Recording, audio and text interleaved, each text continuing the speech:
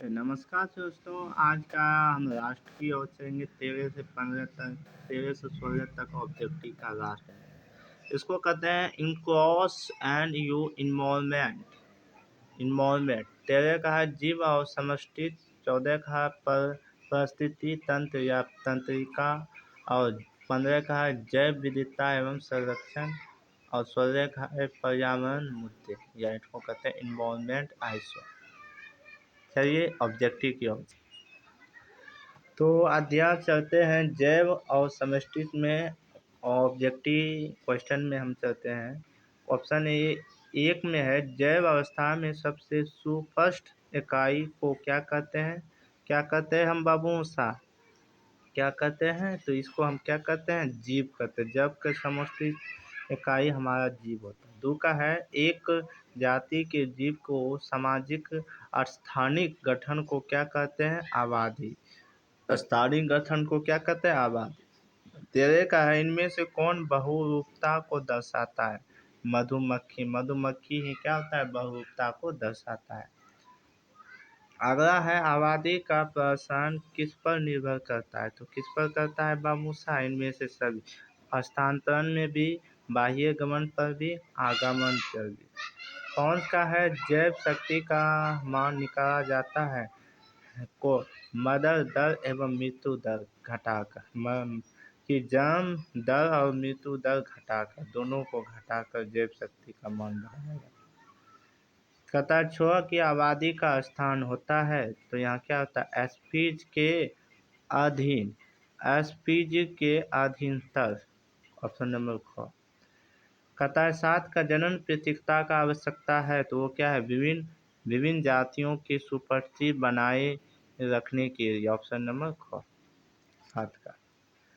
Qatar को का इनमें से कौन सा रासायनिक आबादी के लिए जीवों के बीच संचारण स्थापित करने में मदद करता है? तो किस में करता है हमारा? इनमें फेरोमेनो। क्या करता है? फेरोमेनो के द्वारा ही क्या रासायनिक आबादी का संचरित मदद होता है। 9 का है कि किसी आबादी का स्वरूप निर्भर करता है, तो वितरण, घनत्व या जाति रचना। तो इनमें से सभी होना चाहिए, क्योंकि हमको क्या वितरण, घनत्व और जाति की रचना में होता है।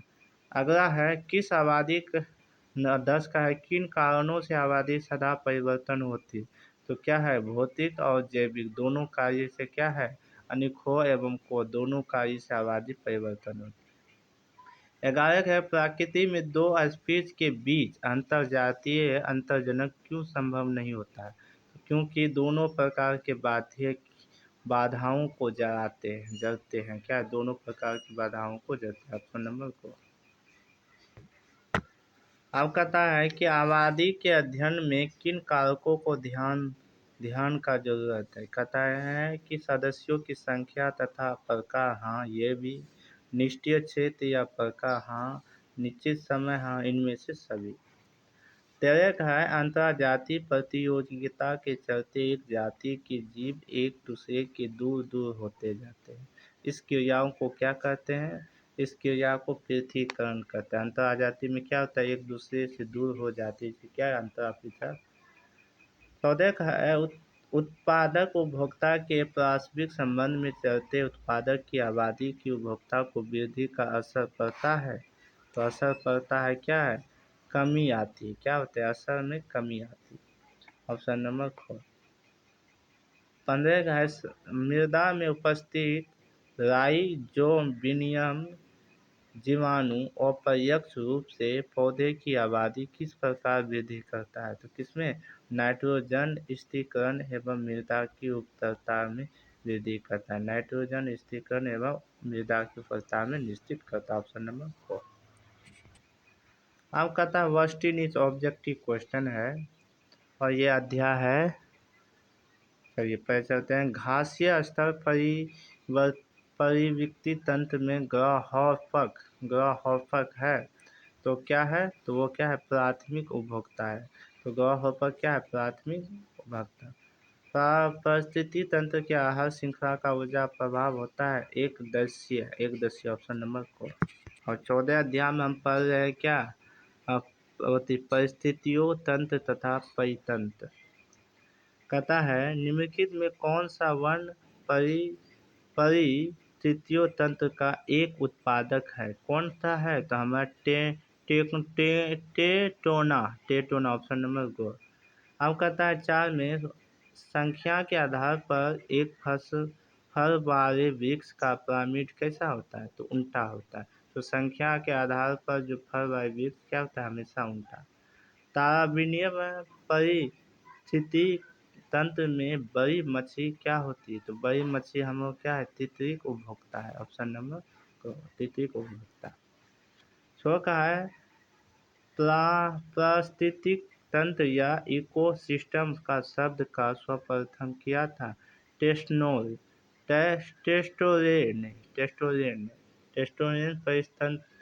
पारिस्थितिक तंत्र या इकोसिस्टम का भी उपयोग किया था।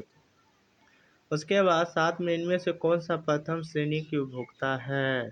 तो प्रथम श्रेणी मेढक है तो कह सकते हैं आप नहीं है, जीवाणु है तो नहीं, पर एक चीज़ है क्या है? हमको शेर नहीं, जीवाणु नहीं है, प्रथम श्रेणी क्या है? गाय। शेर ये क्या है? द्वितीय श्रेणी, तो ये क्या है?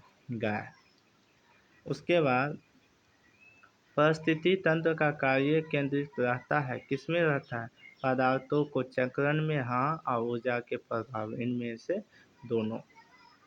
Option number 4। घासीय स्तरीय परितंत्र में संख्या का पिरामिड कैसा होता है? सीधा। घासीय स्तर में किसा होता है? सीधा। और यहाँ तारविनीय में यहाँ क्या कहेंगे? संख्या के आधार पर फल वाले उल्टा। 10 का है किस प्रकार के परितंत्र में ऊर्जा का स्रोत होता है? सूर्य प्रकाश में। 11 का है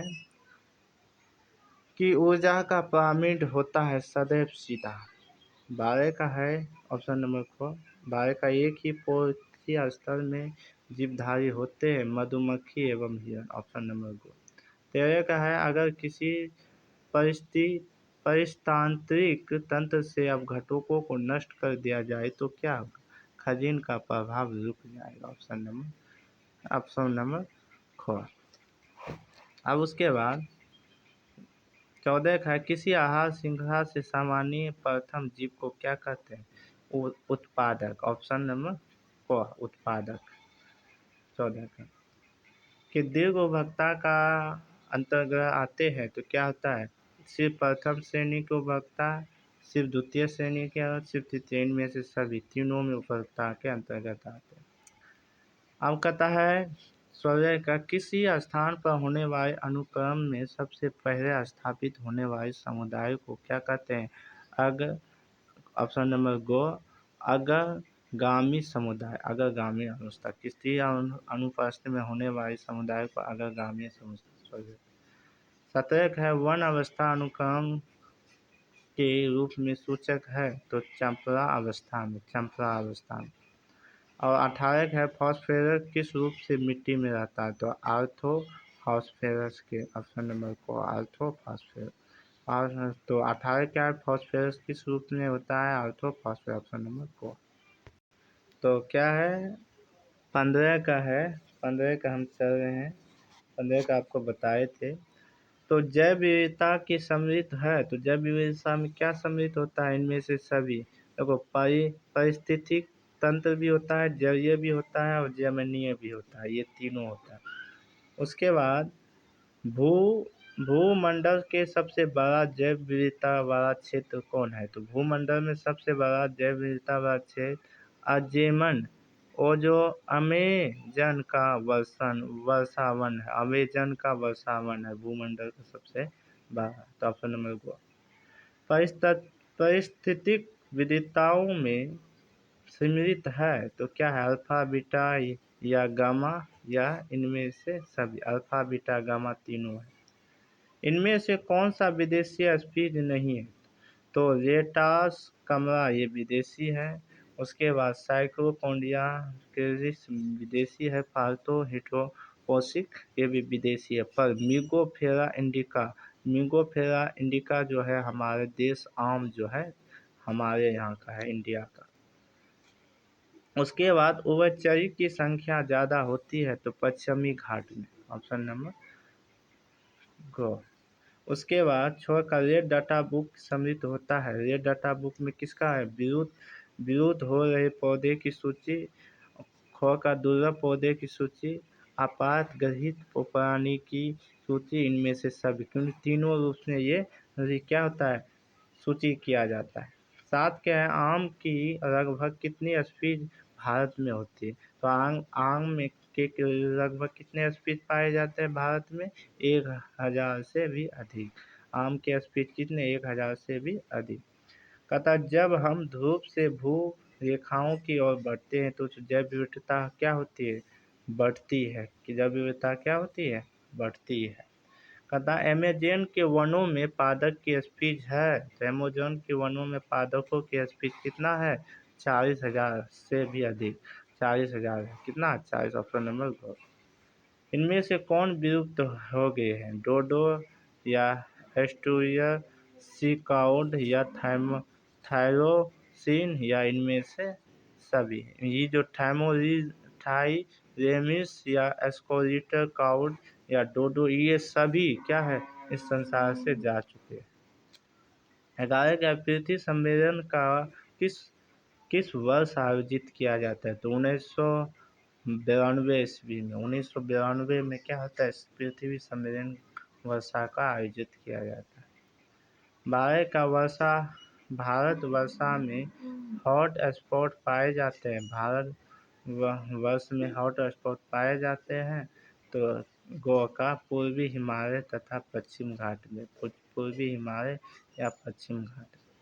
13 का जब संकोट उत्पन्न उत्पादक तथा जंतुओं को उनके प्रकृति आवास को अलग के एक विशेष स्थान की देखभाल की जाती है तो उसे क्या कहते हैं? उसे क्या कहते हैं? बाह्य स्थान। उसे क्या कहते हैं? बाह्य स्थान। स्वास्थ्य का संरक्षण का उदाहरण है।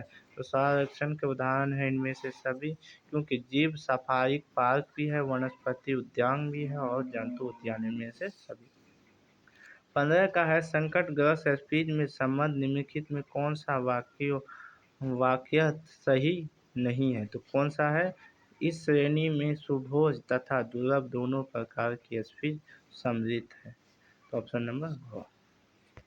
अध्याय की राष्ट्र चलेंगे पर्यावरण का मुद्दे का ऑब्जेक्टिव इन्वॉल्वमेंट आईएसओ। अब कहता है अम्लीय वर्षा का मुख्य कारण क्या है? अम्लीय वर्षा का मुख्य कारण है NO3 और SO4, नाइट्रो ऑक्साइड और सोडियम सिलिकॉन सीडियम NOSO4 और sulphate nitro oxide silicon sulphate. Option number 2। तो मुख्य अम्लीय क्या है? NO2 और SO4। Option number 2। अब कहता है वातावरण प्रदूषण में राई कौन महत्वपूर्ण होता है?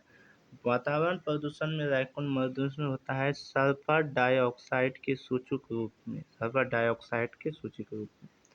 वाहिनीय जलमर्जन के शुद्धिकरण में वाष्पीय सील होते हैं तो क्या है? जीवाणु में होती है। किसमें होती है? जीवाणु में।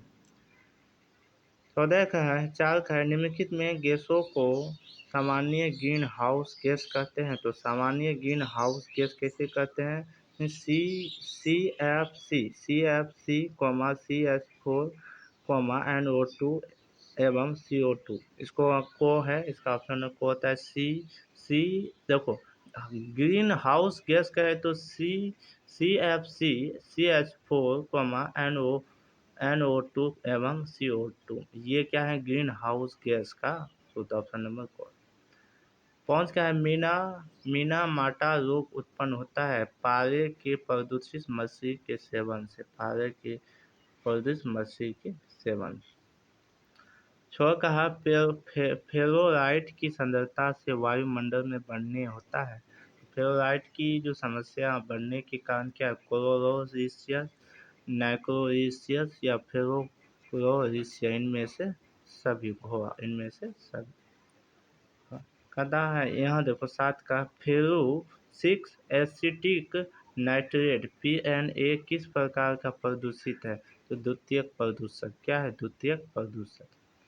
8 का है आगरा स्थित विश्व प्रसिद्ध ताजमहल को मुख्यतः किस गैस से खतरा है? तो मुख्यतः किस गैस की खतरा है? अगला विश्व ताजमहल का किसने? SO4 क्या है? सल्फ्यूरिक का क्या है? Sodium sulphate. 9 का इनमें से किस क्रिया में DDT का सांद्रक अगले पोषी स्तर में बढ़ती है? तो जैव आवर्धन। जैव आवर्धन। 10 का है भोपाल गैस त्रासदी की किस गैस के रिवासन से हुई है? किस गैस है? मिथाइल आइसोआइनेट से। मिथाइल आइसोआइनेट से। गो। उसके बाद 12 का है गंगाजल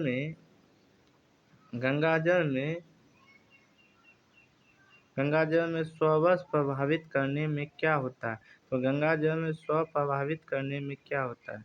तो क्या होता है कि सबसे पहला होता है घुलित ऑक्सीजन में कमी होता है, BOD में वृद्धि होता है, जीवाणु की वृद्धि होता है और इनमें से सभी। उसके बाद 13 में अधिक समय तक बार बार विकिरणों के प्रभाव से क्या होता है? त्वचा कैंसर, फेफड़ा कैंसर, नहीं, रक्त कैंसर। अधिक बार बार किरण के साथ रक्त कैंसर होता है। 14 का है साधारण कितने तीव्रता की ध्वनि मानव का सहन करता है? साधारण 25 से 30 सेंटीग्रेड तक। 25 से 30 सेंटीग्रेड। इनमें से कौन सा प्राकृतिक वायु प्रदूषक है? इनमें से कौन सा प्राकृतिक वायु प्रदूषक है? तो इनमें से सभी। क्या है? ज्वालामुखी से निकली गैस प्रदूषक है, परागकण गैस भी और धूलकण भी, इनमें से सभी। और आज के हमने आपको 1 से लेकर 16 अध्याय तक की पूरे ऑब्जेक्टिव आपको ख़त्म कर दिए हैं। SBC क्लास में आप इसी तरह जुड़ते रहिए, आगे की भी ऑब्जेक्टिव आपको बताएंगे। धन्यवाद।